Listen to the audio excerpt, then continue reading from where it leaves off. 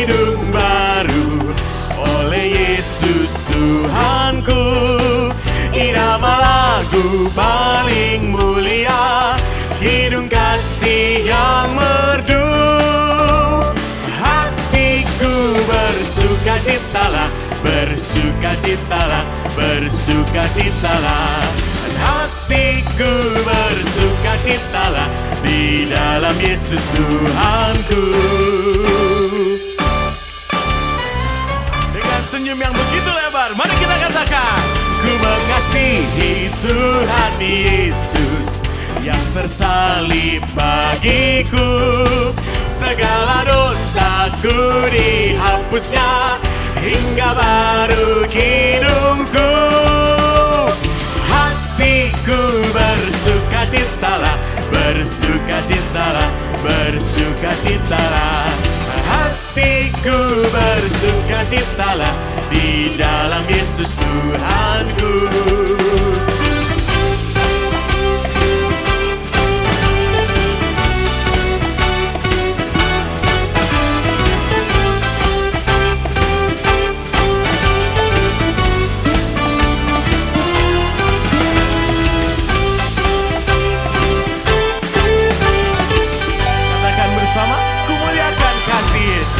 Muliakan kasih Yesus dalam lagu yang merdu. Kelak malaikat dalam sorga mengiringi kidungku. Hatiku bersukacitalah, bersukacitalah, bersukacitalah. Hatiku bersukacitalah di dalam Yesus Tuhanku. Hatiku, hatiku bersukacitalah, bersukacitalah, bersukacitalah. Hatiku bersukacitalah di dalam Yesus Tuhanku. Di dalam Yesus Tuhanku, di dalam Yesus Tuhanku.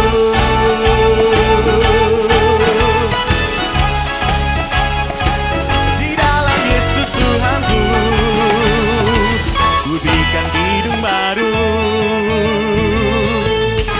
Berikan sorak-sorai bagi nama Tuhan.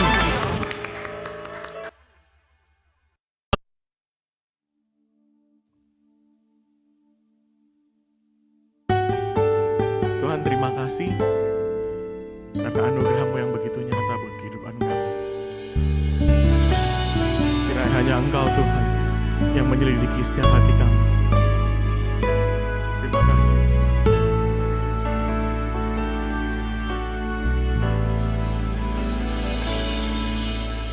Engkaulah Tuhanku dan Rajaku. Engkau terang dambaan jiwaku.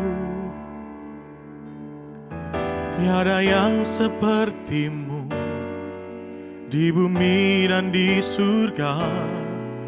Hanya Kau Tuhan yang ku cinta.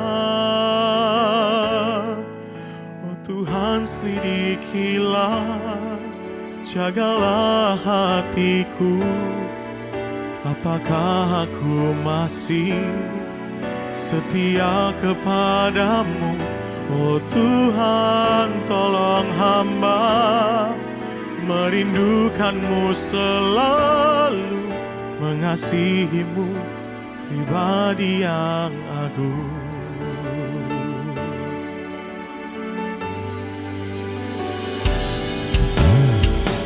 Sahabatku dan kekasihku, tiada kata yang dapat ungkapkan selain ku sembah Kau dan memberi hatiku sebagai persembahan yang hidup. Oh Tuhan, selidikilah, jagalah hatiku. Apakah aku masih setia kepadamu? Oh Tuhan, tolong hamba merindukan-Mu selalu, mengasihi-Mu pribadi yang agung.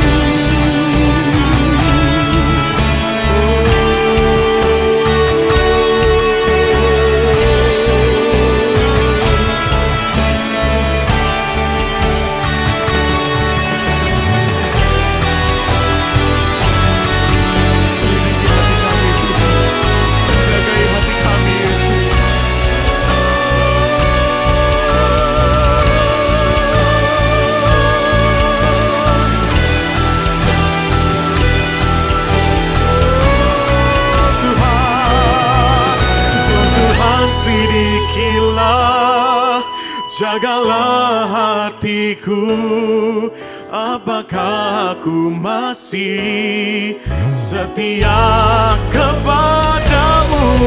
Oh Tuhan, tolong hamba merindukanmu selalu, mengasihimu pribadi yang agung, mengasihimu pribadi yang agung, pribadi yang agung.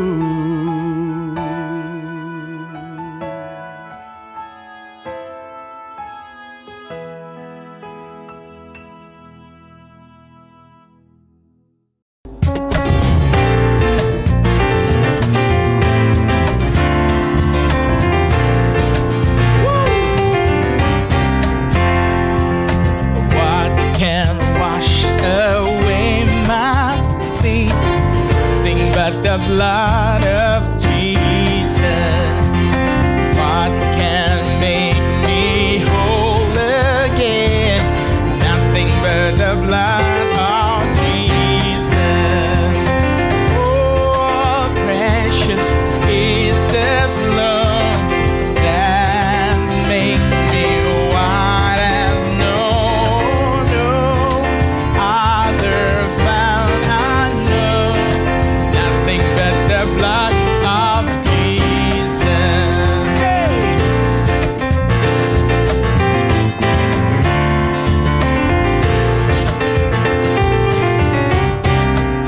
Say this, for my heart and this I see, nothing but the blood of Jesus. For my cleansing, this my plea, nothing but the blood of Jesus. Nothing can foresee atone. Nothing can foresee atone. Nothing but the blood of Jesus. None of you that I have done. Nothing but the blood of Jesus. Shalom, jemaat yang dikasihi Tuhan. Kita perlu mengucap syukur karena pertolongan Tuhan, sehingga kita hari ini bisa menyembah Dia.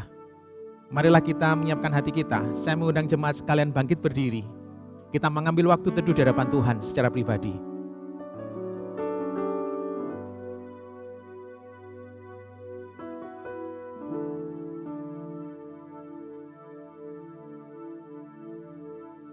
Jemaat yang terkasih, marilah kita mengarahkan hati kita kepada undangan Allah Tritunggal yang sudah menciptakan, menebus, dan memelihara hidup kita. Marilah kita masuk di dalam penyembahan kepadanya dengan sebuah keyakinan bahwa pertolongan kita ialah datang dari Allah pencipta langit dan bumi. Dia adalah Tuhan yang tidak pernah meninggalkan pekerjaan tangannya buat kita. Kiranya turun atas kita berkat dan damai sejahtera yang menyempurnakan ibadah kita yang dibuka di dalam nama Allah Bapa, Putra, dan Roh Kudus. Amin. Jemaat dipersilakan duduk kembali. Shalom, ya saya mengucapkan selamat tahun baru untuk kita semua. Ya setiap kita telah menerima kasih karunia Tuhan sepanjang tahun-tahun yang telah berlalu.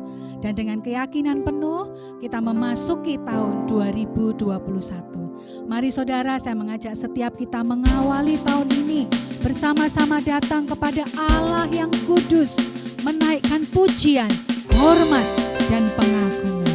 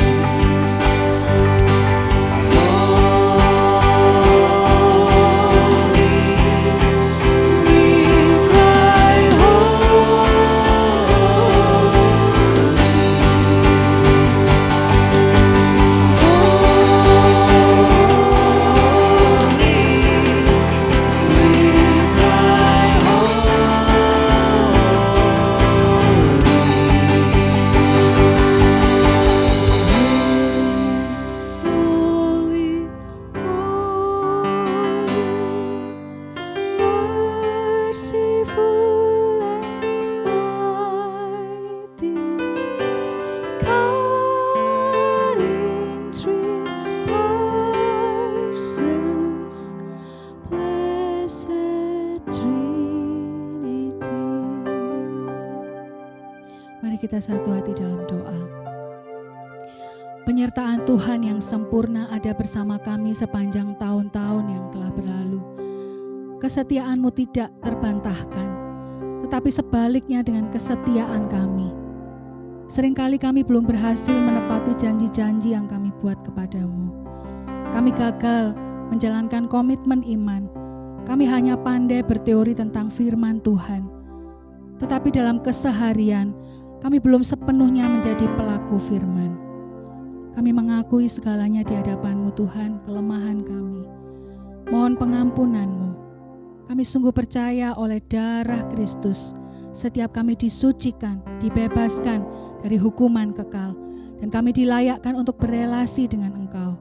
Hanya dalam anugerah dan pertolongan-Mu, setiap kami dimampukan untuk menjalani proses pengudusan. Hati kami limpah dengan syukur. Kami memasuki tahun 2021 dengan keyakinan penuh, karena kami tahu bersama siapa kami menjalaninya, bersama Engkau, ya Yesus Kristus Tuhan. Dan biarlah setiap kami oleh pertolongan Roh Kudus dengan keberanian menjadi saksi-Mu dan menceritakan keagungan serta kebesaran kasih-Mu.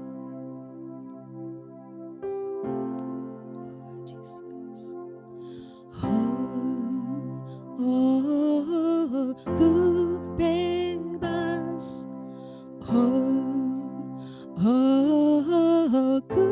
menang karena kasih-Nya padaku dan hidupku menang.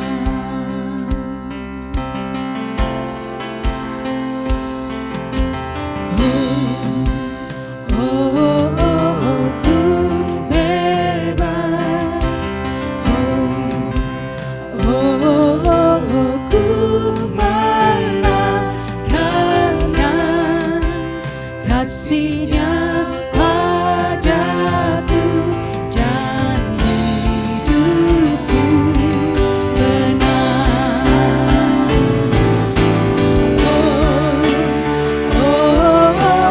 Ku bebas. Puji Tuhan. Dengan keyakinan iman bahwa setiap kita telah diberikan kemenangan oleh karena kasih dan kuasa darah Yesus. Dan hidupku menang hanya oleh darah Yesus. Puji Tuhan, kuasa-Nya di Kalvari. Oleh darah Yesus ku bebas dan hidupku menang. Oleh darah Yesus ku bebas. Amin. Rasanya di Kalvari. Oleh darah Yesus ku bebas dan hidupku menang. Amin. Amin. Saudara yang terkasih, di dalam surat Paulus kepada Roma mengatakan, sebab kamu tidak akan dikuasai lagi oleh dosa, karena kamu tidak berada di bawah hukum Taurat, tetapi di bawah kasih karunia. Di dalam kasih karunia ini kita berdiri dan kita bermegah dalam pengharapan akan menerima kemuliaan Allah. Bersama-sama kita katakan, amin. Saya mengundang setiap kita untuk berdiri. Kita akan mengikrarkan pengakuan iman Kalsedon yang berbunyi demikian. Maka kami semua mengikuti Bapa-Bapa Kudus dengan suara bulat, mengajar manusia untuk mengaku anak yang satu dan yang sama, Tuhan kita Yesus Kristus, sempurna dalam keilahian dan juga sempurna dalam kemanusiaan, sungguh-sungguh Allah dan sungguh-sungguh manusia, dengan jiwa yang bisa berpikir dan tubuh, menurut keilahiannya, mempunyai hakikat yang sama dengan Sang Bapa, dan menurut kemanusiaannya, mempunyai hakikat yang sama dengan kita. Dalam segala hal sama seperti kita, tetapi tanpa dosa. Menurut keilahiannya, diperanakkan sebelum segala zaman dari Bapa, dan menurut kemanusiaannya, dilahirkan dari Maria, Sang Perawan, Bunda Allah, dalam hari-hari akhir ini. Ia adalah Kristus, Anak Tuhan yang satu dan yang sama, satu-satunya yang diperanakkan, mempunyai keberadaan dalam dua hakikat, tanpa percampuran, tanpa perubahan, tanpa perpecahan, tanpa perpisahan. Perbedaan dari dua hakikat itu sama sekali tidak dihancurkan oleh persatuan mereka, tetapi sifat-sifat dasar yang khas dari setiap hakikat dipertahankan dan bersatu menjadi satu pribadi dan satu makhluk. Tidak berpisah atau terbagi menjadi dua pribadi, tetapi anak yang satu dan yang sama, dan satu-satunya yang diperanakkan, Allah Firman, Tuhan Yesus Kristus, seperti nabi-nabi dari semula telah menyatakan tentang Dia, dan seperti Tuhan Yesus Kristus sendiri telah mengajar kita, dan seperti pengakuan iman Bapa-Bapa Kudus telah menyampaikan kepada kita. Amin. Amin. Mari saudara yang terkasih, setiap kita yang diciptakan oleh Tuhan dan setiap makhluk di bumi dan di surga menyembah dan memuji, meninggikan Allah kita. Mari bersukacita dan bertepuk tangan buat Tuhan.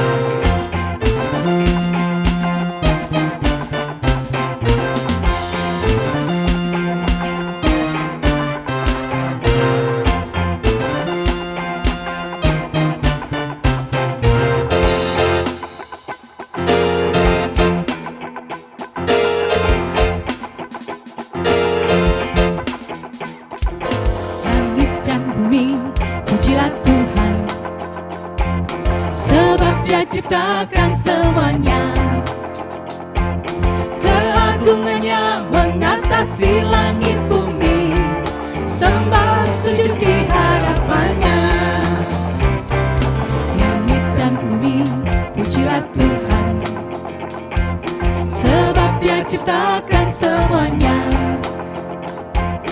keagungannya mengatasi langit bumi, sembah sujud di hadapannya. Terpujilah nama Allah di tempat yang tinggi.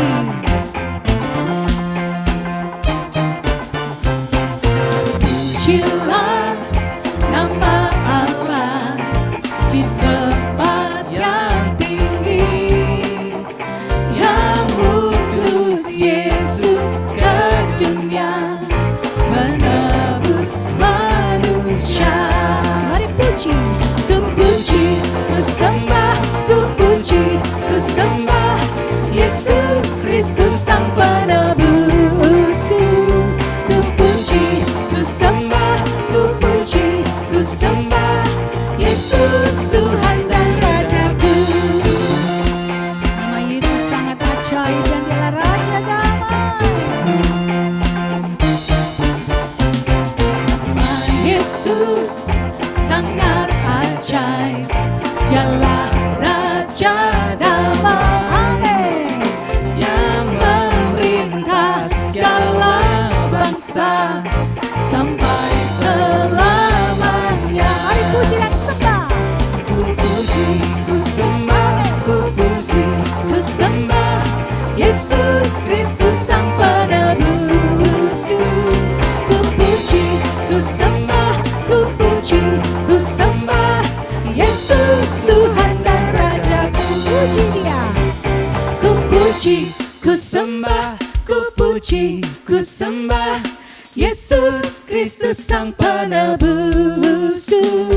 Ku puji, ku sembah, ku puji, ku sembah Yesus Tuhan dan Rajaku. Haleluya, haleluya, amin. Haleluya, amin. Haleluya, amin. Haleluya, amin. Haleluya,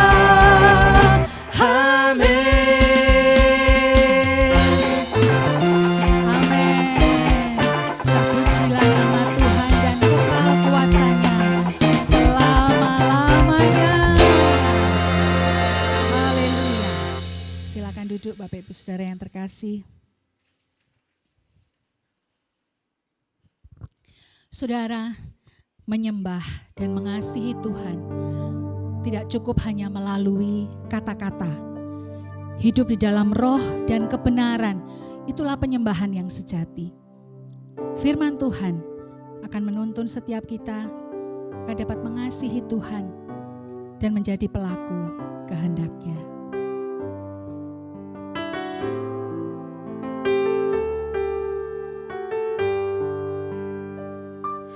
Aku mengasihi Engkau, Yesus, dengan segenap hatiku. Aku mengasihi Engkau, Yesus, dengan segenap jiwaku. Ku renungkan firman-Mu siang dan malam, ku pegang perintah-Mu dan ku lakukan. Engkau tahu ya Tuhan, tujuan hidupku hanyalah untuk menyenangkan hati-Mu.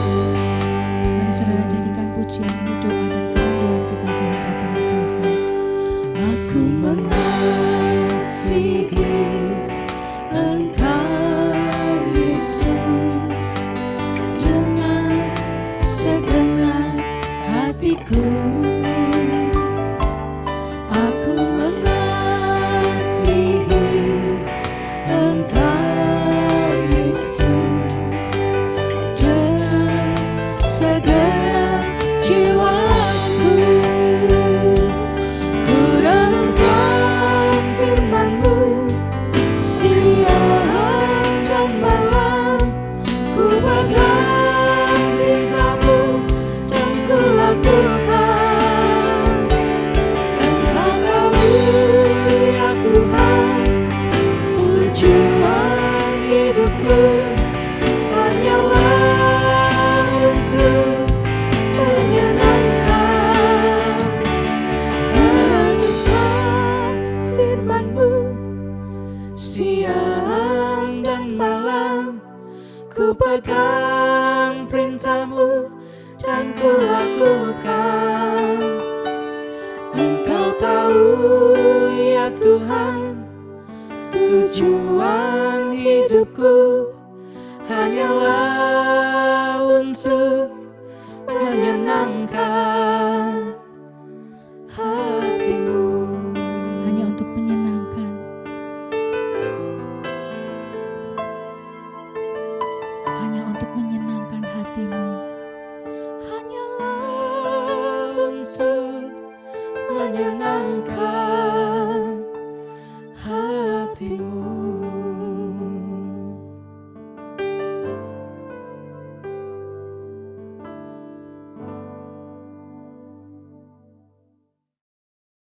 Bapa di surga, terima kasih Engkau mengundang kami, memperdengarkan suara-Mu kepada kami. Karena Engkau tahu betapa lemah, berdosa, dan terbatasnya kami membutuhkan Tuhan untuk bekerja di antara kami melalui firman-Mu. Kami berdoa kiranya Roh-Mu yang kudus menolong kami ya Tuhan, mengerjakan hati kami sebagai tanah yang subur, yang siap ditaburi firman Tuhan, dan juga menjadi ladang yang permanen bagi firman Tuhan, supaya kami bisa menumbuhkan banyak buah untuk kemuliaan Tuhan. Terima kasih kiranya Engkau menolong kami semuanya. Kiranya nama-Mu dimuliakan, hati-Mu disenangkan, kiranya Injil Yesus Kristus yang benar dan menyelamatkan diberitakan sejelas-jelasnya di antara kami. Terima kasih Tuhan, terpujilah nama-Mu di dalam Kristus Yesus Tuhan. Kami berdoa dan kami mengucap syukur. Amin. Amin. Nah Bapak Ibu Saudara sekalian, sebagaimana kita yang sudah mengikuti ibadah di awal tahun mengetahui bahwa tahun ini gereja kita mengusung tema togetherness, what we value and do. Kebersamaan, apa yang kita hargai dan apa yang kita lakukan. Nah, kita semua juga sudah tahu bahwa nilai-nilai yang dikembangkan di dalam gereja ini adalah TROH, T-ROH, togetherness, respect, openness, and hard work. Kebersamaan, penghargaan, keterbukaan, dan kerja keras. Dan tahun ini kita fokus kepada T, yaitu kepada togetherness.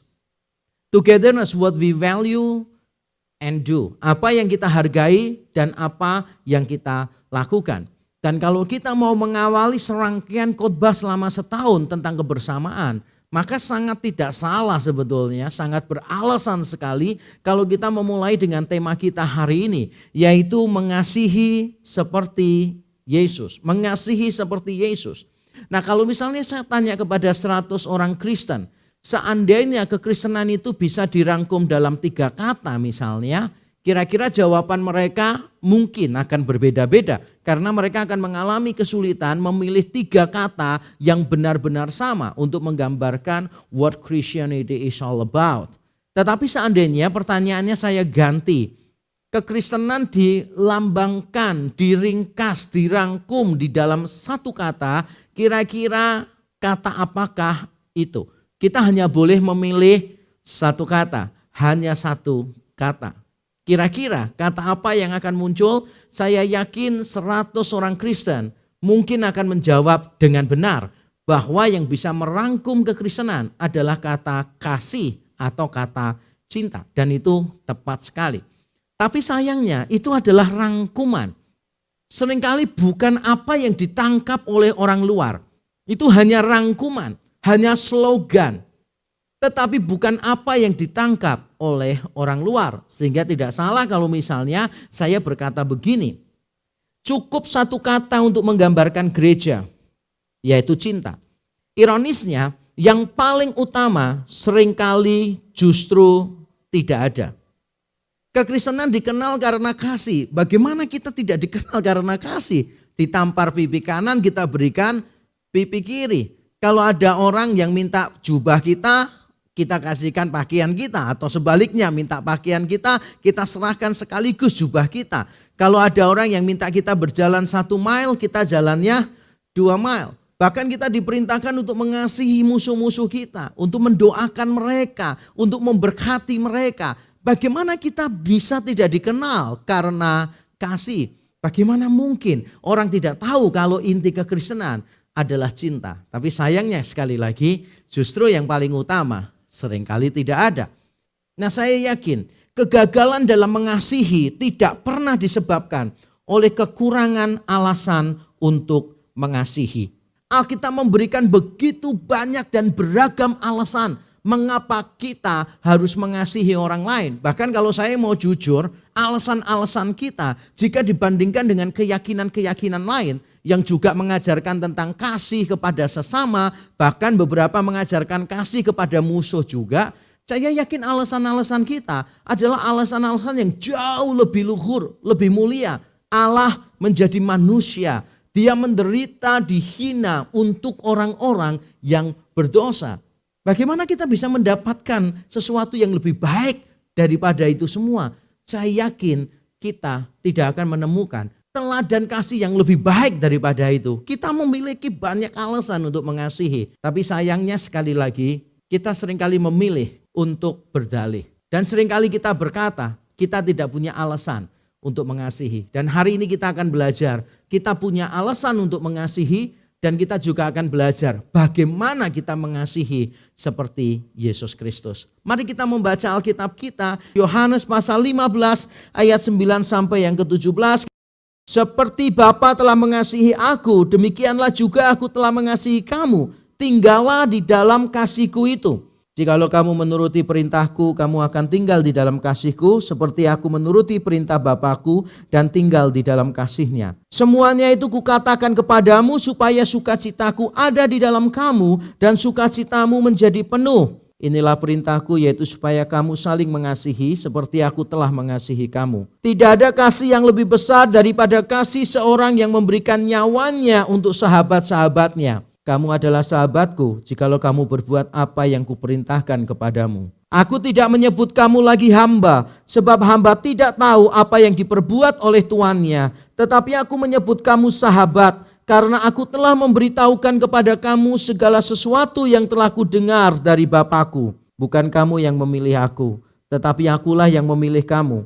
Dan aku telah menetapkan kamu, supaya kamu pergi dan menghasilkan buah, dan buahmu itu tetap, supaya apa yang kamu minta kepada Bapa dalam namaku, diberikannya kepadamu. Inilah perintahku kepadamu, kasihilah seorang akan yang lain.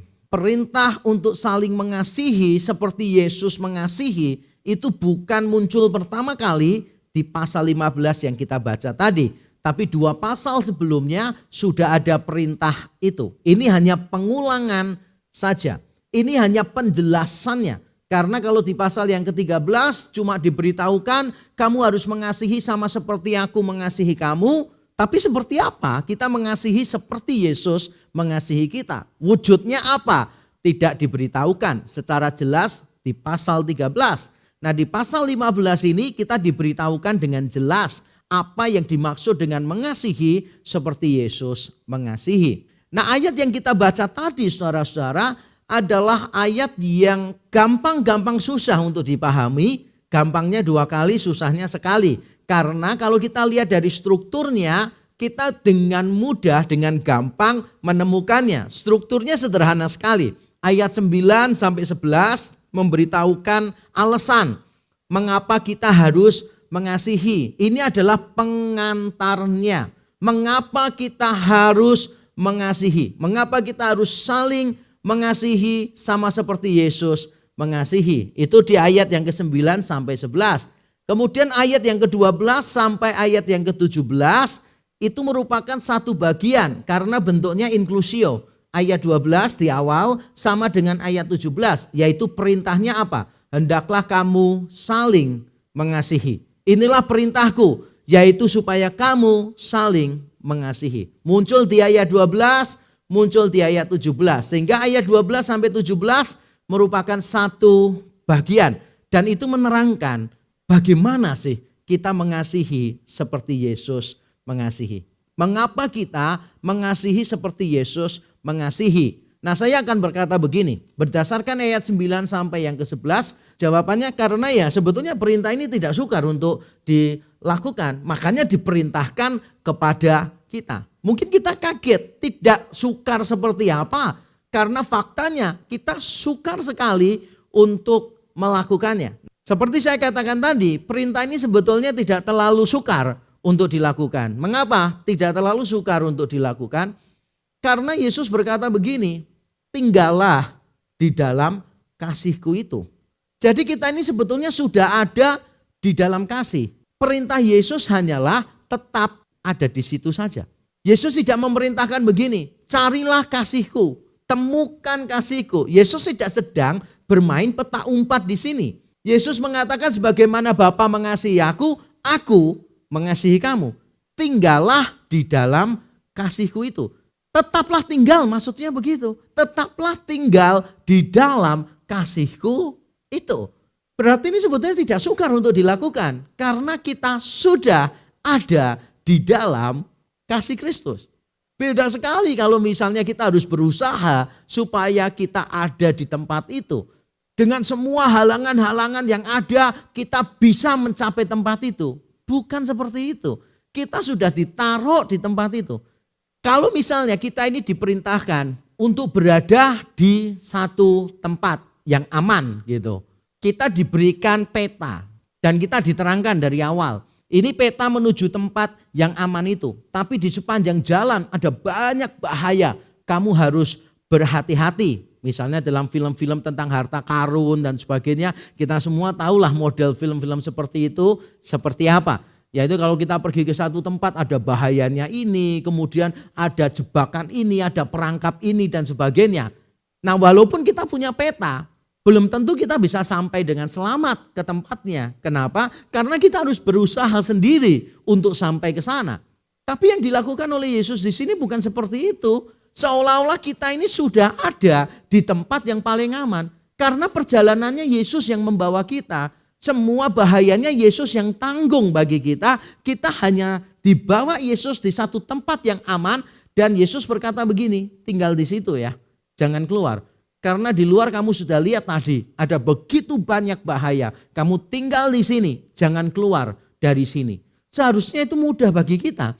Karena kita sudah tahu, hidup di dalam kasih Kristus jauh lebih indah, jauh lebih memuaskan, jauh lebih memberi rasa aman daripada di luar kasih Tuhan.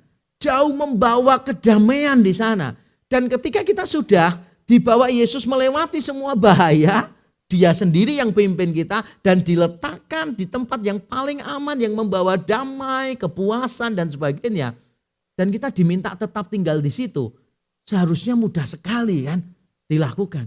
Ada yang lain lagi yang membuat perintah ini memang benar-benar tidak sukar. Yaitu apa? Karena kita sendiri sudah mengalami. Ada pengalaman secara langsung. Di ayat yang ke-9 tadi dikatakan, seperti Bapa telah mengasihi aku, demikian jugalah aku telah mengasihi kamu. Tinggallah di dalam kasihku itu. Jadi ada pengalaman ini. Yesus itu telah mengasihi kita. Jadi kita telah mengalami kasih Tuhan. Nah, karena kita telah mengalami kasih Tuhan, kita tahu betapa indahnya itu, betapa memuaskannya itu, betapa menggenapkannya itu berada di dalam kasih Kristus. Maka pengalaman itu seharusnya membuat kita bisa melakukannya. Karena memang kita sudah mengalami. Orang yang tidak pernah mengalami mungkin akan sukar untuk menaati. Orang yang belum pernah mengalami mungkin tidak punya gambaran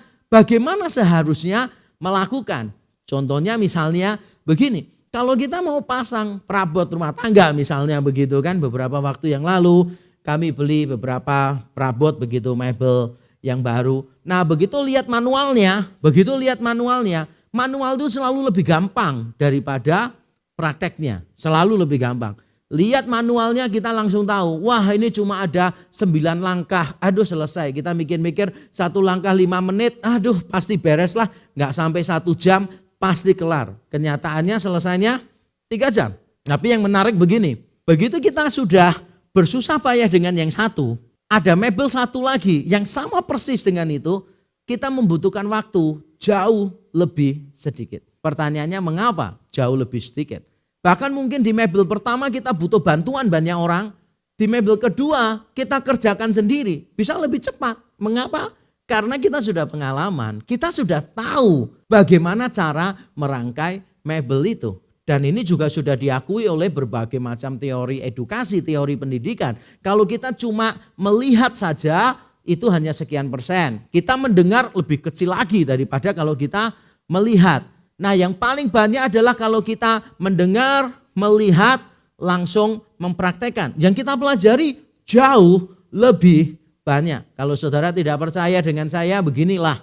Saudara coba aja yang gak pernah main olahraga. Anggap saja saudara tidak pernah main basket begitu. Lalu saudara diberi kesempatan untuk menonton YouTube pertandingan NBA yang terbaik. Bahkan saudara dipersilakan menonton YouTube tentang teknik-teknik dasar bermain bola basket. Tapi saudara belum pernah pegang bolanya. Saya beri kesempatan saudara menonton selama 2000 jam. Bandingkan dengan orang lain yang tidak pernah bermain basket juga. Tapi mereka diberi kesempatan untuk berlatih pegang bolanya langsung hanya 200 jam saja. Saudara 2000 menonton saja, orang ini 200 jam. Jadi jauh lebih sedikit waktunya dan dia diberi kesempatan untuk mempraktekkan bola itu.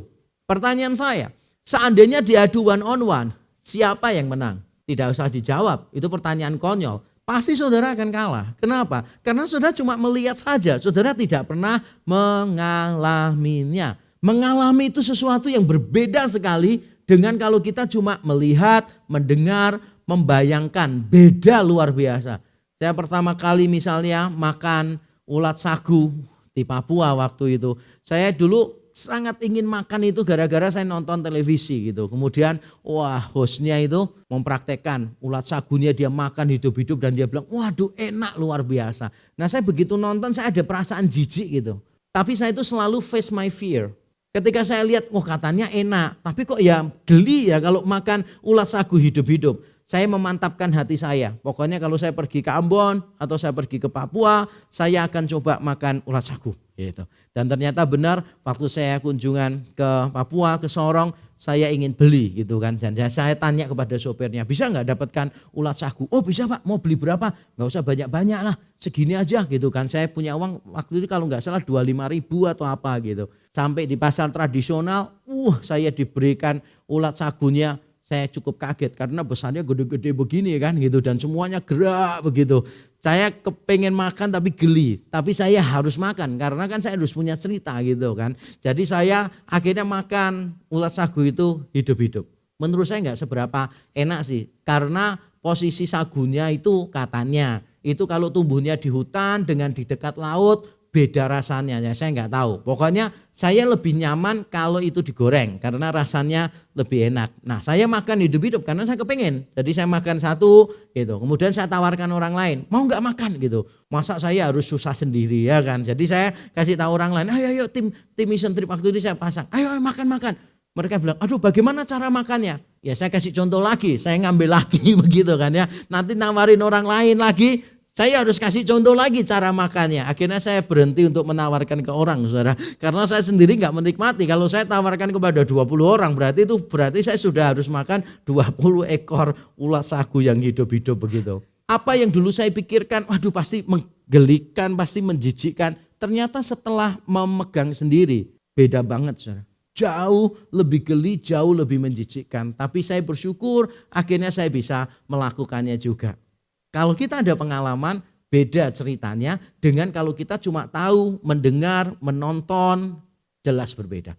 Nah Yesus memberikan kita perintah untuk mengasihi seperti dia mengasihi.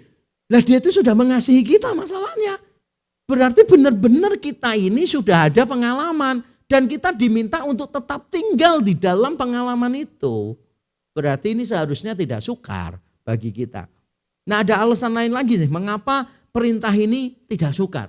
Yaitu karena ada keteladanannya, Ayat yang ke-10b dikatakan demikian. Jikalau kamu menuruti perintahku, kamu akan tinggal di dalam kasihku, seperti aku menuruti perintah Bapakku dan tinggal di dalam kasihnya. Perhatikan ayat 10b. Seperti aku menuruti perintah Bapakku dan tinggal di dalam kasihnya. Jadi bukan cuma kita punya pengalaman, tetapi kita juga punya keteladanan, yaitu Yesus sendiri memberitahukan caranya. Dan ini jelas berbeda sekali, saudara. Sekali lagi, ini beda banget. Kita mungkin pengalaman sendiri, tapi kalau tidak ada yang mengajari, mungkin kita akan takes time untuk menguasai yang kita pelajari. Saya belajar banyak hal dari kesalahan, trials and errors, orang bilang begitu. Dalam hidup saya, banyak hal yang saya pelajari dari kegagalan saya. Orang mungkin tidak terlalu tahu banyak jatuh bangun saya, kekecewaan saya, keputusasaan saya. Tidak tahu begitu banyak kesalahan yang saya buat. Tapi saya bersyukur saudara, karena di balik setiap kesalahan itu saya selalu bertanya, saya belajar apa? Saya belajar apa? Nah tentu saja saudara tidak perlu belajar dari kesalahan saudara. Paling gampang itu belajar dari kesalahan orang. Dan belajar dari keberhasilan orang. Karena kita tidak harus melakukan sesuatu salah baru belajar. Tidak harus.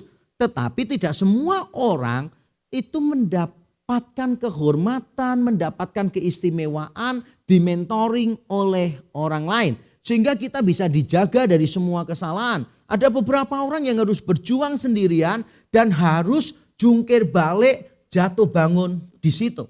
Saya menjadi suami tanpa tahu suami idaman itu seperti apa. Saya menjadi ayah juga saya tidak pernah punya gambaran ayah yang baik itu seperti apa. Saya belajar dari kesalahan saya. Saya belajar untuk menjadi orang yang lebih baik dari setiap kesalahan yang saya buat. Nah ketika kita diperintahkan untuk mengasihi seperti Yesus, kita ini diberi teladan. Jadi bukan cuma diberi pengalaman, tetapi diberi teladan. Dan Yesus cuma minta kita tinggal di situ aja sih. Tinggal di situ saja. Seharusnya ini menjadi perintah yang tidak sukar bagi saya dan saudara. Tapi kalau kita mau jujur, berapa banyak di antara kita yang sudah melakukan? Jawabannya mungkin tidak banyak. Sehingga tidak salah kalau saya akan bilang begini, musuh utama kasih hanyalah kebebalan dan ketidakpedulian, bukan kemustahilan. Jadi saya tidak percaya kalau ada orang berkata begini, mana mungkin kita bisa mengasihi seperti Kristus mengasihi kita. Jelas tidak mungkin. Tapi Kristus sudah memberitahukan kepada kita, kita ini tinggal saja di situ dan kita sudah punya pengalaman how beautiful it is. Kalau kita berada di dalam kasih Tuhan, masa kita mau keluar dari kasih itu? Dan Yesus sudah memberikan teladan bagaimana kita harus mengasihi orang lain. Semuanya sudah ada di sana. Sehingga seharusnya ini tidak mustahil. Seharusnya ini tidak mustahil. Kalau sampai saya dan saudara berkali-kali gagal, itu hanya karena kebebalan kita yang tidak mau taat, mengikuti emosi kita lebih daripada kehendak Tuhan. Ini karena ketidakpedulian kita. Kita terlalu mengabaikan orang-orang di sekeliling kita, terlalu fokus kepada kenyamanan diri kita. Nah, bukan cuma perintah ini tidak sukar, tapi ada alasan lain. Mengapa kita perlu mengasihi dan kita bisa mengasihi seperti Yesus mengasihi kita semua. Yaitu karena perintah ini adalah perintah yang menggembirakan. Yesus memberikan perintah, benar Yesus memberikan perintah. Tapi jangan salah, dasar dari perintah ini adalah kasih. Di ayat 9 dan 10 tadi, kata kasih muncul berkali-kali. Yesus berkata, aku telah mengasihi kamu sama seperti Bapa mengasihi aku mengasihi kamu. Tinggallah tetap di dalam kasihku itu. Bicara tentang kasih. Dan bagaimana cara kita tetap tinggal di dalam kasih? Yaitu kalau kita menuruti perintah Allah. Perintahnya apa? Mengasihi orang lain. Jadi sebetulnya semuanya muter-muter itu masalah kasih. Dan kita tahu bersama, kalau alasan kita, tindakan kita itu didorong oleh kasih, semuanya itu jadi ringan. Semuanya jadi ringan. Kalau semua didorong oleh kasih. Mungkin kita dulu yang sempat pacaran begitu kan ya. Kita pasti tahulah pacaran itu susahnya setengah mati, tapi rasanya nggak ada yang susah pada waktu pacaran. Saya masih ingat pada waktu saya SMA susah gitu kan ya. Mau makan aja susah tapi berani-beraninya pacaran dan dapat lagi gitu kan. Sayangnya rumahnya jauh banget dan saya cuma punya uang untuk naik mikrolet jalan ke sana. Saya tidak punya uang untuk perjalanan baliknya. Dan saya masih ingat itu dia tinggalnya, pacar saya itu tinggalnya di Semarang Barat gitu kan ya, dekat Bandara Ahmad Yani situ. Dan rumah saya itu jauh banget dari situ. Nah saya jam 9 malam pamit pulang, saya jalan kaki. Aduh lamanya setengah mati, hujan deras lagi kan, Semarang banjir lagi kan. Wah sampai di rumah itu jam 11 malam, setengah 12. Saya pernah mengalaminya. Dan saya merasa bahwa itu gampang-gampang aja sih. Biasa-biasa aja. Kenapa? Karena pergi ke sana dilandasi oleh cinta. Coba misalnya diganti ke sana untuk kerja kelompok misalnya, bukan di tempat pacar. Untuk persiapan ujian misalnya, sesuatu yang mungkin kita tidak sukai, maka suruh berjalan sejauh itu mungkin kita males deh. Mungkin kita akan cari macam-macam dalih untuk tidak melakukannya. Tapi karena semua cinta, maka kita bisa melakukannya. Semua begitu. Mengapa mama, orang banyak bilang ibu itu cintanya satu, bisa cukup untuk 10 anaknya. Wah, cinta ibu itu sepanjang zaman. Mengapa bisa begitu? Ya karena ibu ini mau berkorban karena dia punya cinta yang besar untuk anak-anaknya. Karena cinta maka semuanya itu jadi sesuatu yang menggembirakan. Karena kita memang menyukainya. Jadi ada orang-orang yang misalnya suka bela diri, memang dia suka bela diri, maka dilatih fisik seperti apapun, seperti disiksa, dianiaya. Bagi orang lain kan kelihatan seperti disiksa dan dianiaya, tapi mereka benar-benar menikmatinya, benar-benar menikmatinya. Nah, bayangkan ya misalnya ada orang yang suka nge-gym, suka angkat berat dan sebagainya. Nah, kalau memang dia suka begitu, ya dia akan menganggap semua beban itu semacam sukacita, semangat gitu kan. Dia lakukan. Mungkin bagi kita yang tidak suka nge-gym, kita mesti akan berpikir, orang ini beban hidupnya kurang berat tak? Sampai ngangkat besi yang berat-berat begitu. Untuk apa sebetulnya? Hidup kita ini aja dijalaninya sudah cukup berat, ngapain nambah berat lagi? Nah itu karena kita tidak cinta. Kalau cinta, segala sesuatu itu menjadi lebih ringan. Dan Yesus mengatakan, aku ini mengasihi kamu, tinggallah di dalam kasihku. Itulah yang membuat kita bisa menaatinya. perintah ini perintah yang menggembirakan karena dilandaskan pada cinta, pada kasih. Bukan cuma itu, kasih ini hanya satu hal. Yang berikutnya adalah perintah ini memang menggembirakan karena diwarnai dengan sukacita. Diwarnainya dengan sukacita. Ayat yang ke-11, semuanya itu kukatakan kepadamu supaya sukacitaku ada di dalam kamu dan sukacitamu menjadi penuh. Bahasa Indonesia bilangnya begitu. Semuanya itu kukatakan kepadamu supaya sukacitaku ada di dalam kamu dan sukacitamu menjadi penuh. Kalau dalam bahasa Yunani secara hurufiah saya kutipkan dari terjemahan Young Literal Translation karena ini yang paling dekat dengan teks Yunaninya. Bunyinya begini.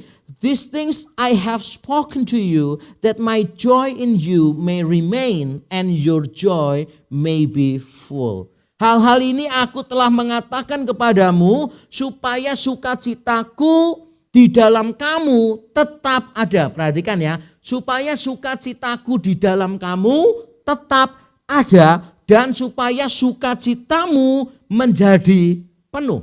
Jadi mengapa Yesus memberikan perintah ini? Bukan untuk menyulitkan kita, bukan. Bukan untuk menyengsarakan kita, bukan untuk menyakiti kita, bukan untuk membuat kita tidak nyaman, salah.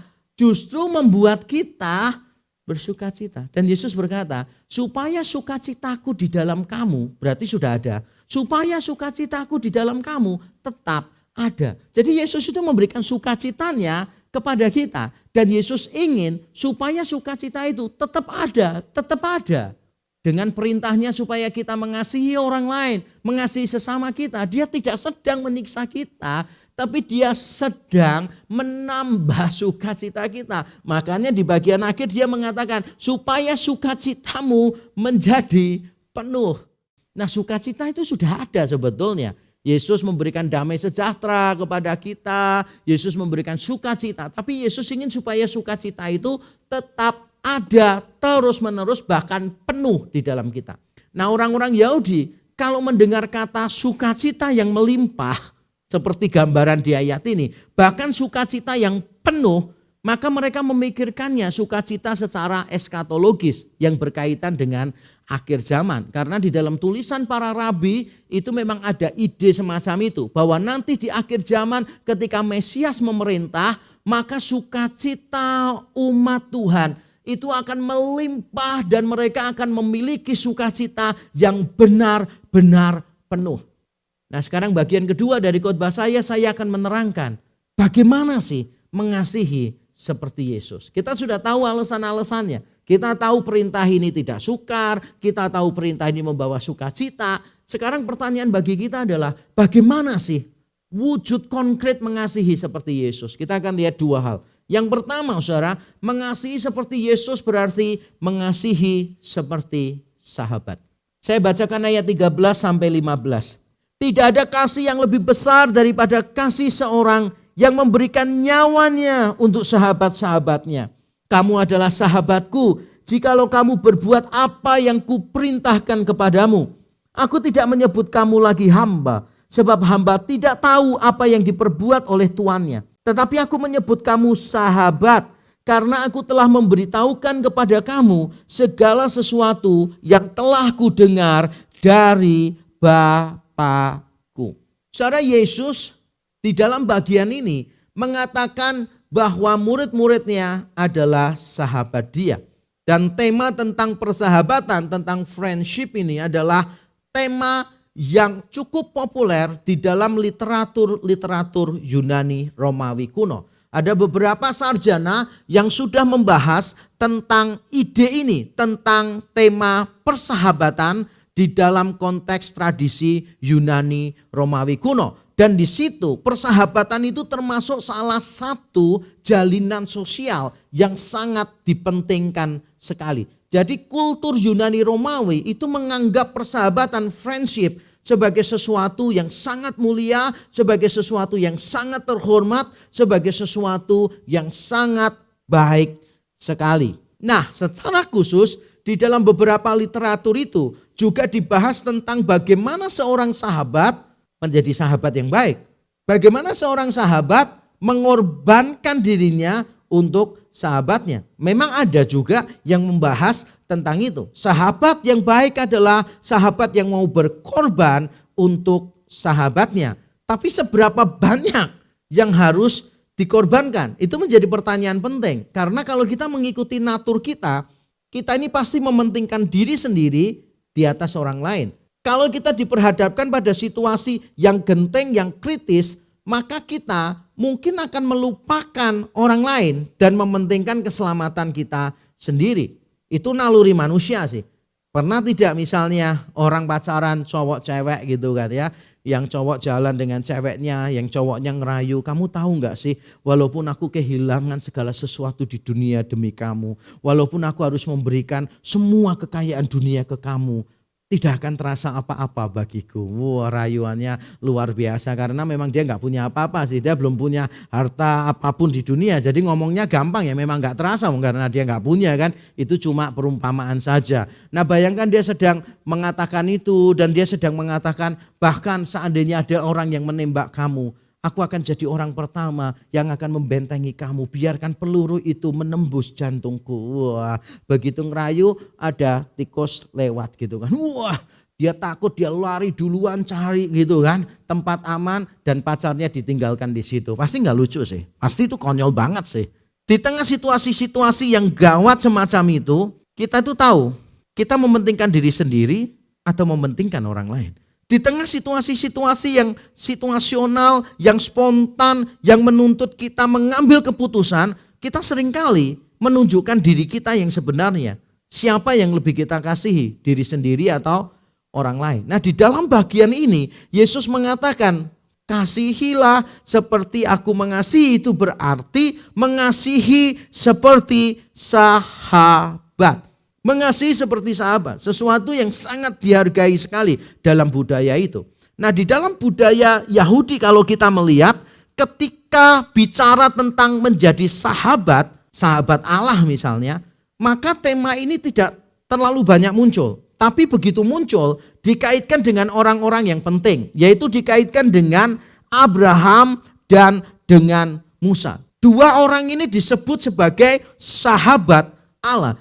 Walaupun tidak sering muncul, tetapi ini adalah ide yang dikaitkan dengan orang-orang yang hebat. Abraham adalah bapak orang beriman, Musa dipahami sebagai nabi yang paling besar, pemberi hukum Taurat bagi bangsa Israel. Dan mereka berdua disebut sebagai sahabat Allah. Sekarang Allah menjadi manusia yaitu Yesus Kristus, menyebut murid-muridnya, menyebut saya dan saudara sebagai sahabat. Tapi dia bukan cuma mengatakan bahwa kita sahabatnya, dia sahabat kita. Tetapi dia mengatakan bahwa kasih yang terbesar, tidak ada kasih yang lebih besar daripada kasih seorang yang memberikan nyawanya bagi sahabat-sahabatnya. Mari kita membaca sekali lagi ayatnya tadi, saudara. Mari saya bacakan di dalam ayat yang ke-15. Ayat yang ke-13 dikatakan demikian, saudara. Tidak ada kasih yang lebih besar daripada kasih seorang yang memberikan nyawanya untuk sahabat-sahabatnya. Saudara, banyak orang mempersoalkan tentang kalimat ini karena dianggap salah. Mengapa dianggap salah?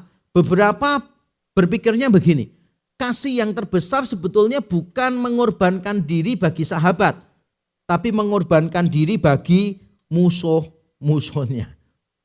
Bukan bagi sahabatnya. Kalau bagi sahabatnya ya biasalah mungkin.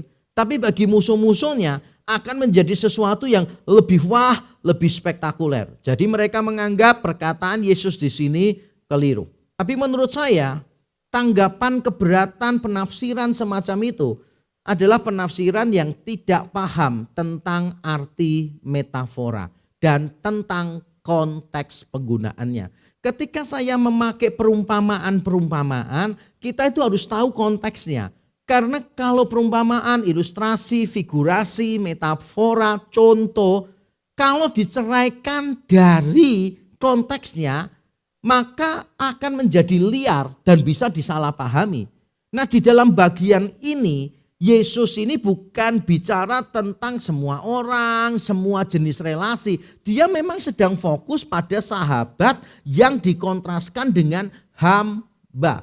Jadi sebetulnya konteksnya Yesus sedang bicara tentang kamu ini murid-muridku, tapi kamu bukan cuma murid, kamu itu sahabatku. Kamu itu bukan hamba-hamba, kamu itu adalah sahabatku. Dan di dalam konteks persahabatan itulah kasih terbesar yang kita bisa berikan apa? Ya kita mati untuk sahabat-sahabat kita, begitu. Jadi jangan salah, misalnya kalau saya nih baru-baru ini saya makan bersama misalnya dengan dua sahabat saya, Pak Bejoli dan Pak Samuel Sugiarto misalnya begitu. Dan saya misalnya menulis bahwa memiliki rekan pelayanan itu bagus, luar biasa. Tapi lebih luar biasa lagi, lebih menyenangkan lagi kalau memiliki sahabat di dalam kehidupan. Nah, seandainya saya mengatakan bahwa memiliki sahabat di dalam kehidupan adalah hal yang terbaik yang saya bisa harapkan, saya yakin istri saya tidak akan marah sih. Saya yakin istri saya tidak akan berkata begini, loh yang terbaik di dalam hidupmu kok memiliki sahabat?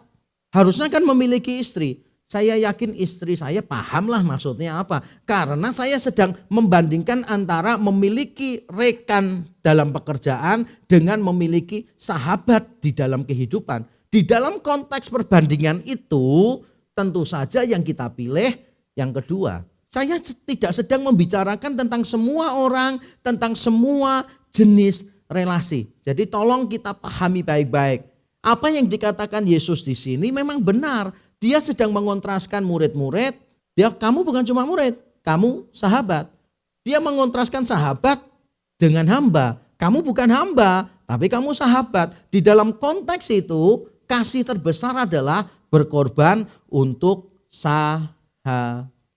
Jadi kalau kita mau mengasihi seperti Yesus mengasihi, berarti kita memperlakukan orang lain sebagai sahabat kita yang kepadanya kita itu menginvestasikan waktu, menginvestasikan perhatian, menginvestasikan banyak hal untuk sahabat-sahabat kita. Karena kalau kita tidak ada kedekatan, ya percuma disebut best friends, disebut teman dekat, teman akrab, gak ada gunanya. Kalau tanpa kedekatan, harus ada yang kita korbankan, investasi pikiran, tenaga, waktu, dan sebagainya. Tapi bukan cuma itu poinnya. Kalau kita mengasihi orang lain seperti Yesus, berarti mengasihi orang lain sebagai sahabat. Dan itu berarti, ini dia penting, berarti kita tidak memperlakukan dia sebagai hamba. Bedanya apa? Yesus berkata begini, saya bacakan ulang tadi di dalam ayat yang ke-15. Sekarang mari kita melihat ayat yang ke-15. Dikatakan demikian di ayat yang ke-15. Aku tidak menyebut kamu lagi hamba, sebab hamba tidak tahu apa yang diperbuat oleh tuannya. Tetapi aku menyebut kamu sahabat, karena aku telah memberitahukan kepada kamu segala sesuatu yang telah kudengar dari Bapakku. Bedanya apa hamba dengan sahabat? Kalau hamba itu hanya melakukan saja tanpa tahu mengapa, pokoknya dia lakukan. Hamba ada untuk melakukan perintah. Tetapi sahabat berbeda. Sahabat itu ada untuk menerima perbincangan, mengungkapkan perasaan, tempat menumpahkan keluhan dan sebagainya. Yesus mengatakan aku tidak menyebut kamu hamba, sebab kalau hamba itu cuma tahu satu hal, duit, duit bahasa Inggris ya, lakukan ini, bukan dalam bahasa Indonesia, duit, bukan, tapi hanya lakukan, dan lakukan. Itu hamba, tugasnya hamba cuma begitu. Tetapi kalau sahabat tidak seperti itu, sahabat itu berarti kita mengenal satu dengan yang lain, membuka diri satu dengan yang lain. Misalnya saudara yang punya bisnis misalnya, saudara punya rekan bisnis dan itu sahabat saudara, saudara kongsi di dalam bisnis itu. Tentu saja hubungan saudara dengan teman bisnis berbeda dengan hubungan saudara dengan sopir pribadi saudara atau sopir perusahaan. Sopir perusahaan itu kalau diomongin, Pak pergi ke sini ya Pak ya, gitu. Nggak ada sopir itu berani tanya, kenapa harus ke situ? Kenapa nggak ke sini? Loh, soalnya saya ada perlu di sana. Perlunya apa? Saya perlu tahu dulu. Gitu. Kalau saya nggak setuju, saya nggak mau ngantar. Saya yakin tidak ada sopir semacam itu, tidak ada. Karena memang sopir ada, bukan berarti saya merendahkan jabatan sopir, bukan. Karena sopir itu bukan sahabat dari pemilik. Yang jadi sahabat pemilik itu ya rekan bisnisnya dia ini. Nah, kalau dengan rekan bisnis, maka dia perlu memberitahu mengapa dia pergi ke sana, mengapa dia perlu ketemu orang ini. Misalnya, dia perlu membicarakan mengapa perlu kerjasama dengan orang ini, mengapa perlu pergi ke satu tempat untuk transaksi, untuk membicarakan keperluan-keperluan bisnis yang lain. Jadi saudara paham dengan apa yang dimaksud Yesus di sini. Kalau kita mengasihi seperti Yesus mengasihi, berarti kita mengasihi orang lain seperti sahabat. Berarti bukan cuma kita berkorban bagi orang itu, bukan cuma kita dekat dengan orang itu, tetapi kita juga benar-benar tahu isi hati orang itu.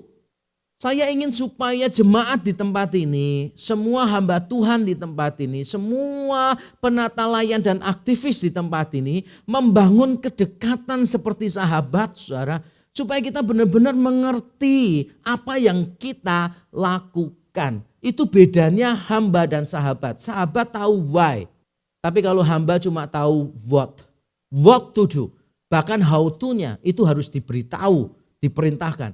Tapi kalau sahabat selalu tahu why. Dan kita tahu betapa besarnya kekuatan dari sebuah why. Dari sebuah mengapa. Kalau kita sudah tahu mengapa kita melakukan sesuatu, maka kita melakukannya dengan cara yang berbeda.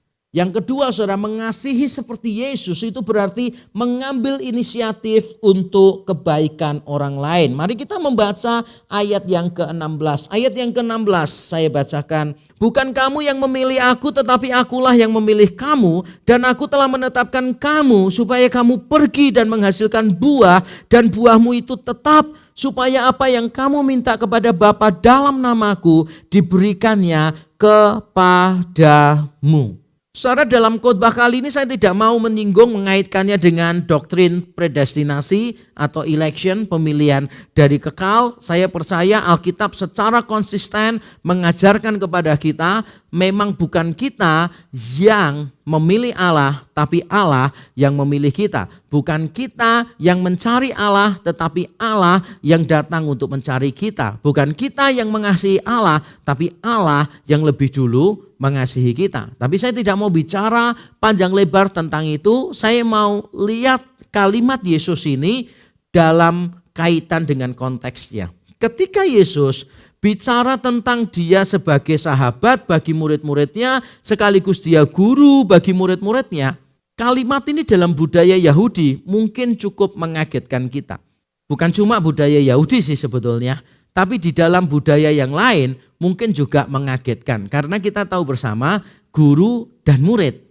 Dalam dunia kuno itu bukan cuma guru masuk kelas, murid masuk, nanti murid pulang ke rumah. Bukan, tapi murid ikut bersama dengan guru. Jadi saya harap kita memahami relasi guru dan murid di dalam konteks semacam itu. Nah, di dalam konteks semacam itu biasanya yang terjadi berdasarkan catatan-catatan yang ada, berdasarkan tradisi-tradisi yang berkembang, yang terjadi adalah murid memilih guru. Jadi ada beberapa pilihan guru, murid itu memilih. Misalnya saya melihat mau belajar A dari rabi ini, dari guru ini. Maka saya memilih dia dan nanti kalau diizinkan saya akan tinggal bersama dengan dia. Tapi di sini ceritanya berbeda.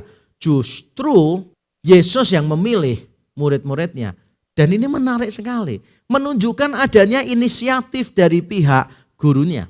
Saya masih ingat saudara, ketika dulu saya masih mengambil S2 awal di Mojokerto, waktu itu kalau saya ngambil kuliah itu sebulan sekali, intensif 5 hari, semua profesornya dari luar negeri. Nah, suatu ketika saya ngambil mata kuliah ketiga atau keempat, mengambil mata kuliah perjanjian baru.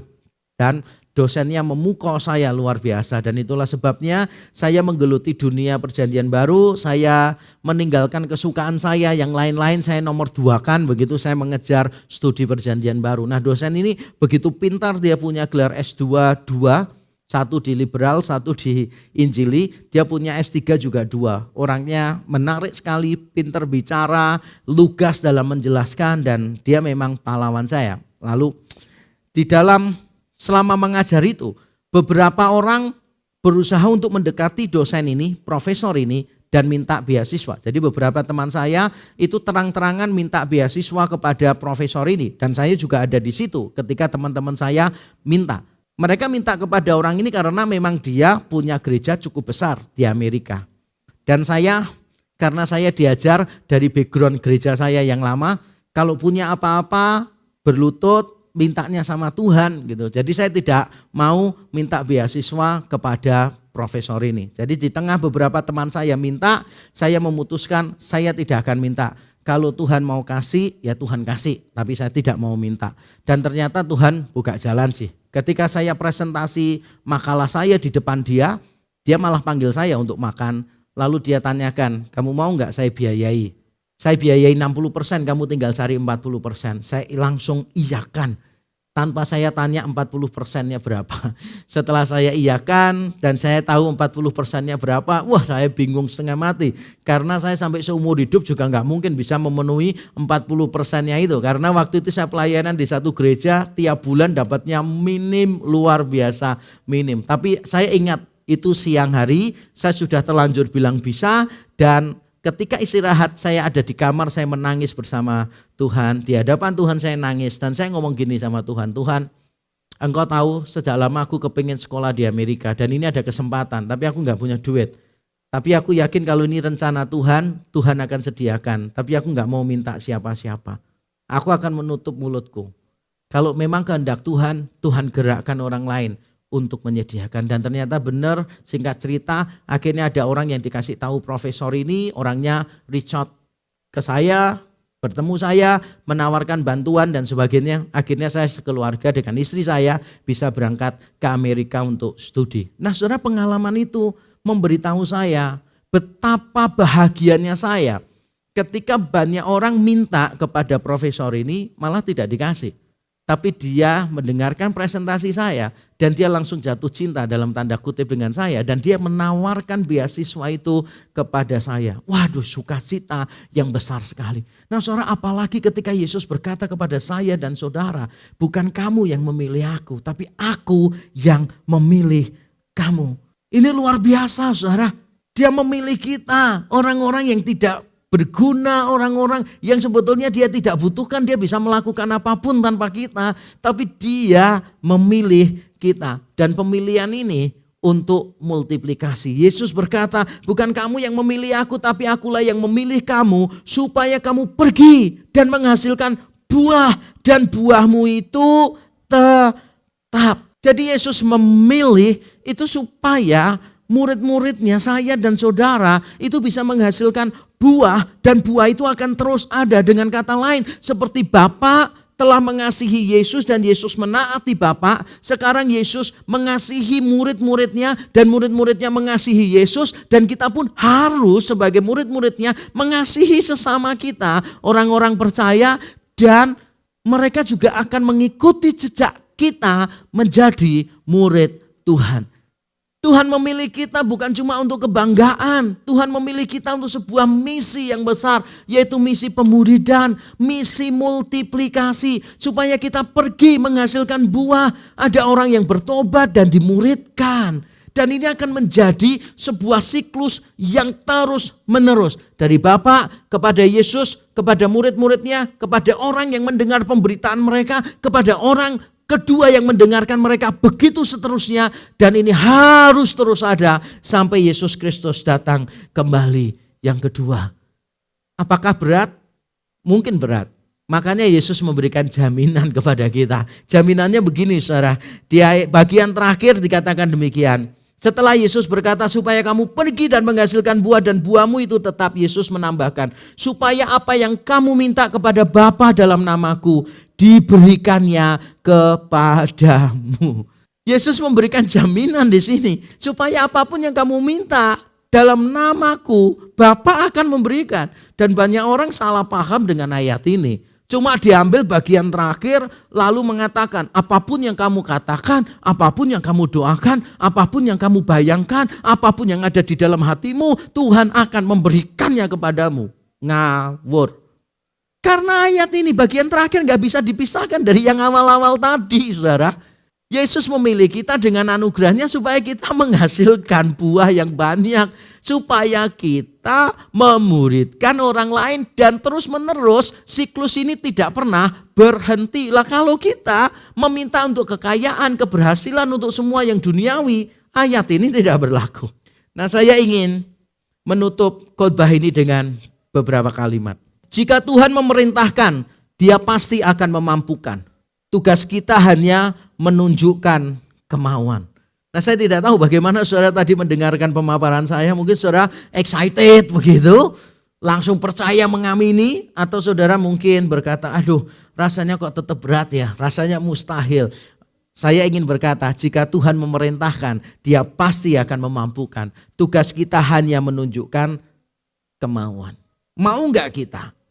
Karena kemampuan itu Tuhan yang akan menyediakan bagi kita. Dan kalimat terakhir yang saya ingin katakan kepada kita semua adalah begini. Pengenalan dan kedekatan dengan Tuhan adalah kunci ketaatan. Keindahannya mengaburkan kehinaan sesama. Maksudnya begini saudara, kita seringkali gagal mengasihi seperti Yesus mengasihi. Karena kita terlalu fokus kepada orang yang kita kasihi. Kita fokus pada kesalahannya. Kita fokus kepada kekecewaan kita kepada orang itu. Kita fokus kepada what people do to us. Dan kita fokus pada kemampuan kita sendiri untuk melakukannya. Makanya kita seringkali putus asa.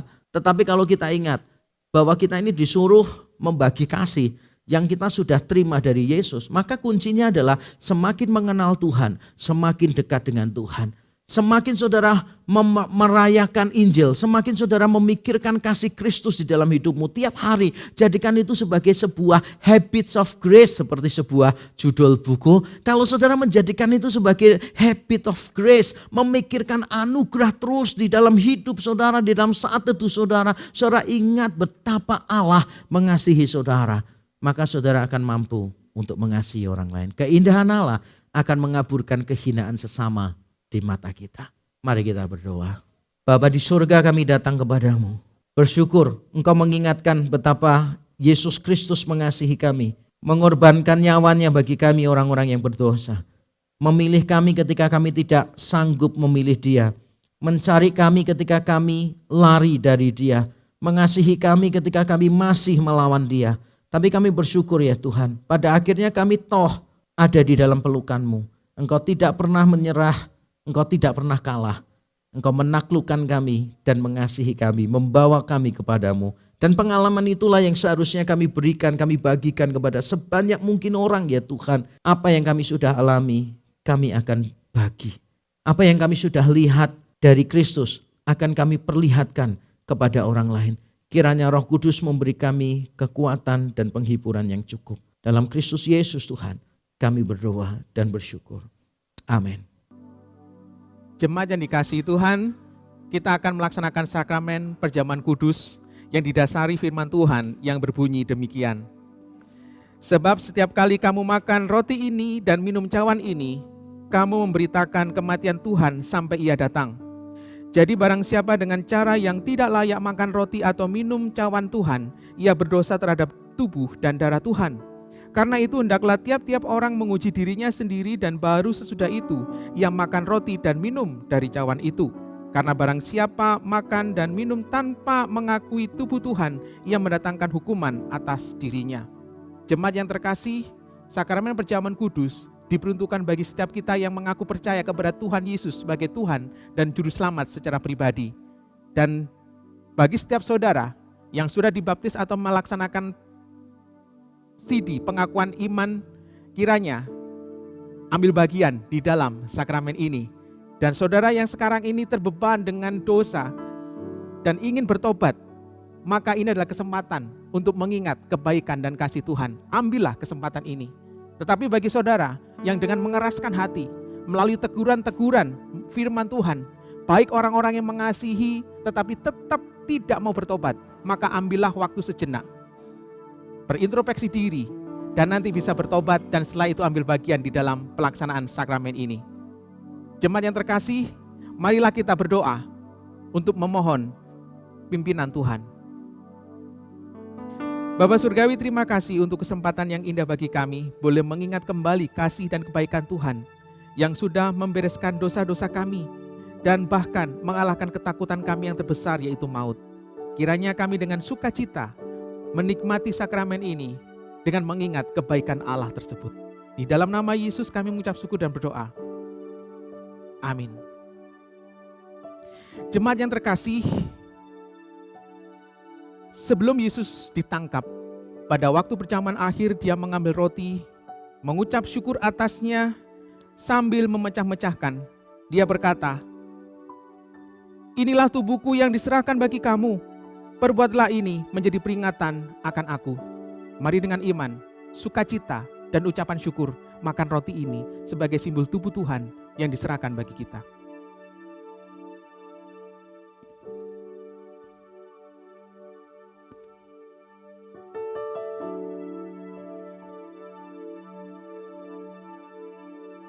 Demikian juga ia mengambil cawan sesudah ia makan, lalu berkata, "Cawan ini adalah perjanjian baru yang dimeteraikan oleh darahku.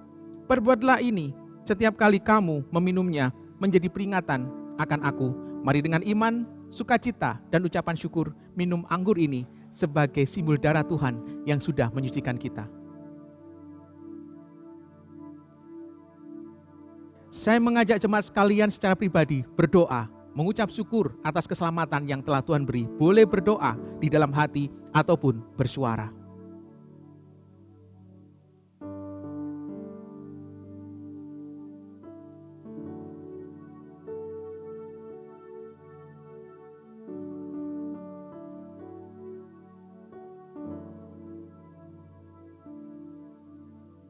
Bapa di dalam surga, terima kasih ketika kami mengalami jalan buntu untuk membereskan dosa-dosa kami.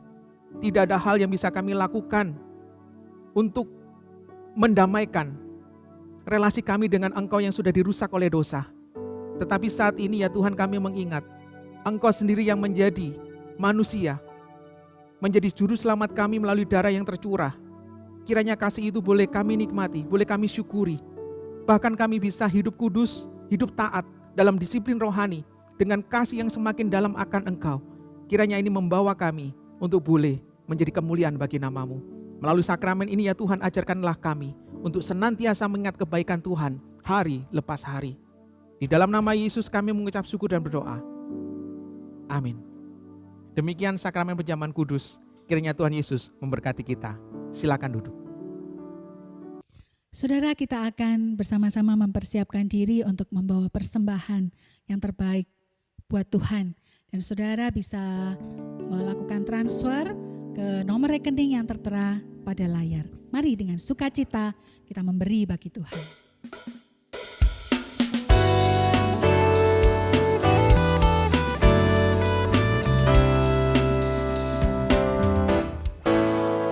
Hanya percikan kasih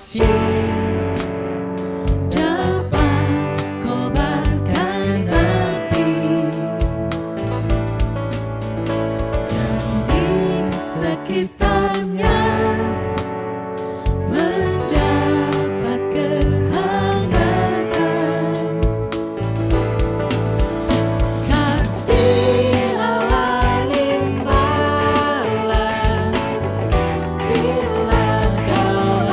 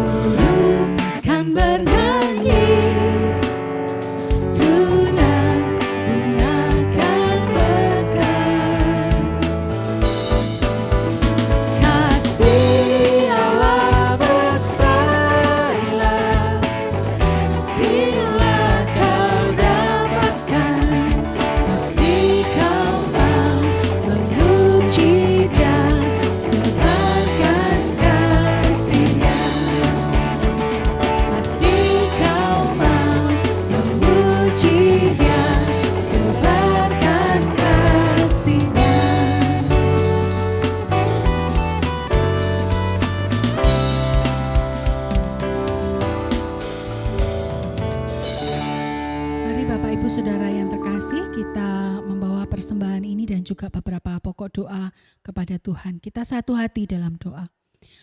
Tuhan Yesus, kami membawa persembahan ini dengan rasa syukur. Kami sungguh rindu Tuhan menerimanya dan Tuhan juga menolong jemaat-Mu yang dipercaya untuk mengelola keuangan gereja dengan hikmat Tuhan. Apa yang dipersembahkan oleh setiap jemaat bisa dipakai untuk mendukung pekerjaan Tuhan dimanapun Tuhan menginginkannya. Kemudian kami juga berdoa, ya Tuhan, untuk renovasi gedung gereja Rekninden. Kami memohonkan kepadamu, para pekerja diberikan kesehatan, kekuatan, kecermatan, dan juga ketepatan di dalam mengerjakan setiap bagian di dalam bangunan ini. Kami juga berdoa Tuhan untuk dana-dana yang diperlukan. Kiranya Tuhan juga menggerakkan hati setiap umat-Mu supaya mereka dengan kerelaan hati juga mendukung secara khusus untuk dana pembangunan gereja sehingga Nginden ini boleh terselesaikan dan pada saatnya kami bisa bersama-sama kembali beribadah di gereja Nginden.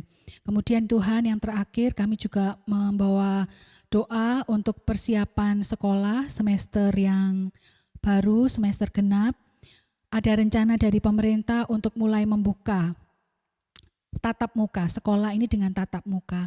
Kami terus memohon pertolongan Tuhan supaya kebijakan yang diputuskan sungguh boleh membawa kebaikan bagi semuanya, bagi masyarakat, bagi para siswa.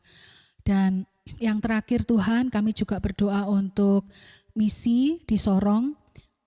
Kami mendukung doa untuk para guru-guru yang ada di sana yang juga mulai mempersiapkan semester yang baru. Terus Tuhan, kiranya Tuhan memberikan kesehatan, kekuatan dan juga hati yang sungguh-sungguh kepada Engkau untuk melayani anak-anak yang Tuhan percayakan. Mereka melakukan setiap tugas dan panggilannya dengan hati yang penuh sukacita. Terima kasih Tuhan, ini seru doa kami naikkan hanya di dalam nama Tuhan Yesus Allah kami yang hidup. Amin.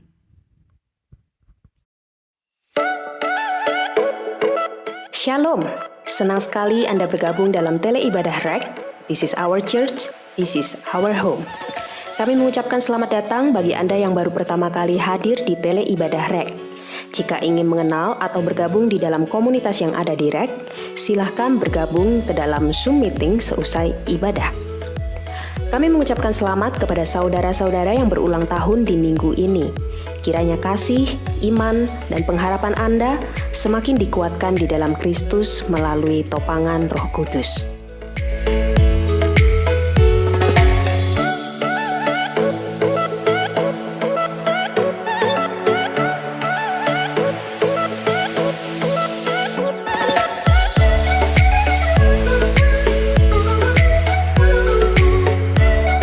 Bergabunglah bersama dengan discipleship group di setiap gereja lokal.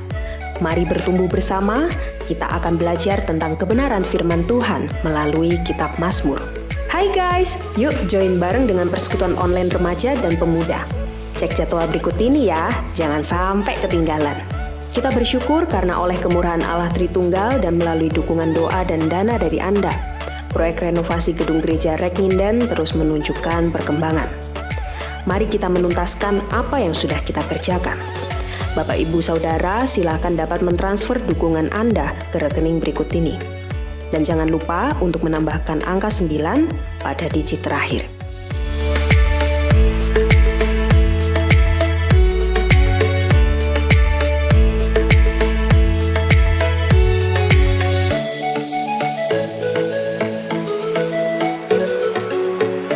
Demikianlah informasi untuk minggu ini. Stay safe, stay healthy. Tuhan Yesus memberkati. Mari saudara, saya undang setiap kita untuk bangkit berdiri. Kita akan mengakhiri ibadah kita dan menaikkan pujian, hormat, dan kemuliaan.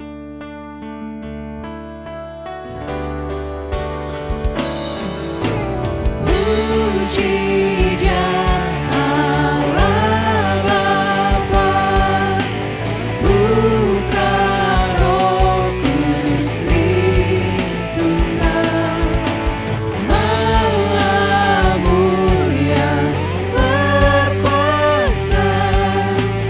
Puji Dia Raja segala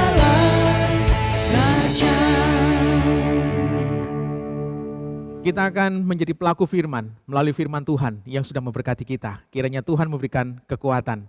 Marilah kita menerima berkat Tuhan. Kiranya Allah Bapa memberkati dan melindungi engkau dengan berkat jasmani maupun rohani. Kiranya Yesus Kristus menyinari engkau dengan wajah-Nya dan memberikan kasih karunia keselamatan surgawi. Dan kiranya Allah Roh Kudus menghadapkan wajah-Nya kepadamu dan memberikan damai sejahtera yang akan mengiring engkau mulai saat ini hingga Maranatha, Yesus datang yang kedua kali. Dan terimalah berkat-berkat itu hanya di dalam nama Yesus Kristus. Amin. Silakan mengambil waktu duduk. Ibadah selesai, Tuhan Yesus memberkati kita.